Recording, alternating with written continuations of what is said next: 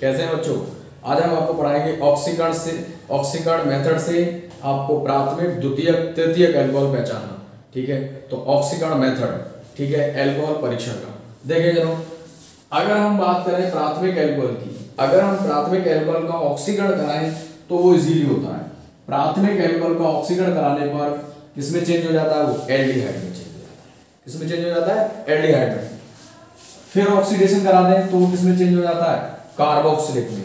मगर एक बात ध्यान रखना, प्राथमिक अल्कोहल की एक विशेषता है ऑक्सीकरण कराने पर एंड तक कार्बन परमाणुओं की संख्या में कोई बदलाव नहीं होता है। यहाँ पर भी दो है, यहाँ पर भी दो है, यहाँ पर भी दो। ठीक है, अगर हम द्वितीयक अल्कोहल का ऑक्सीकरण कराएं तो फर्स्ट स्टेप में वो कैसा होता है? इजीली ऑक्सीकरण होता है। कैसे होता है? इजीली ऑक्सीकरण होता है। और वो पहले स्टेप में किसमें चेंज हो जाता है? ऑक्सीकरण करने पर कीटोन में चेंज होता है। अगेन ऑक्सीडेशन कराएं वो डिफिकल्ट होता है और वो किसमें चेंज हो जाता है? कार्बोक्सिलिक में चेंज हो जाता है।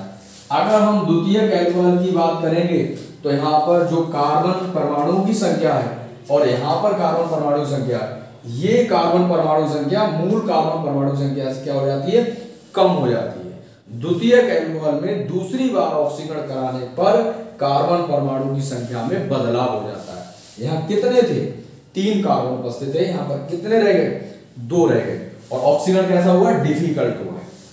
ठीक, अगला तृतीयक अल्कोहल। तृतीयक अल्कोहल में ऑक्सीकरण कराएंगे, फर्स्ट स्टेप में ही डिफिकल्ट होता है। यहाँ पर कार्बन परमाणु संख्या कितनी थी? 4 थी।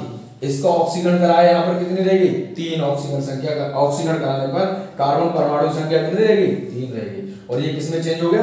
कीटोन में चेंज हो गया। इसका फिर ऑक्सीडेशन कराएंगे, ये भी बच्चों डिफिकल्ट होगा और ये किसमें चेंज हो जाएगा? कार्बोक्सिलिक में। यहाँ पर भी कार्बन परमाणु की संख्या मूल कार्बन परमाणु से कम हो जाती है। यहाँ कितनी है? 2। यहाँ कितनी है? 4। तो यहाँ पर कार्बन संख्या में बदलाव हो गया और यहाँ पर भी बदलाव हो गया। तो आपको याद रखना है, प्राथमिक जो अल्कोहल है उसमें ऑक्सीकरण करने पर कार्बन परमाणु की संख्या में कोई बदलाव नहीं हुआ है। देखें 2 2 2। यहाँ पर देखिएगा, यहाँ पर कार्बन परमाणु संख्या में यहाँ बदलाव नहीं हुआ था। यहाँ पर ऑक्सीकरण कराया, डिफिकल्ट हुआ, कार्बन परमाणु संख्या में बदलाव हो गया और ये कार्बोक्सिलिक में चेंज हो गया। फिर ये हमारे पास टर्सरी अल्कोहल था और कार्बन परमाणु संख्या कितनी थी? 4। ऑक्सीकरण डिफिकल्ट हुआ था, किसमें चेंज हुआ? कीटोन में। कार्बन परमाणु संख्या कितनी हो गई? 3 हो गई ना।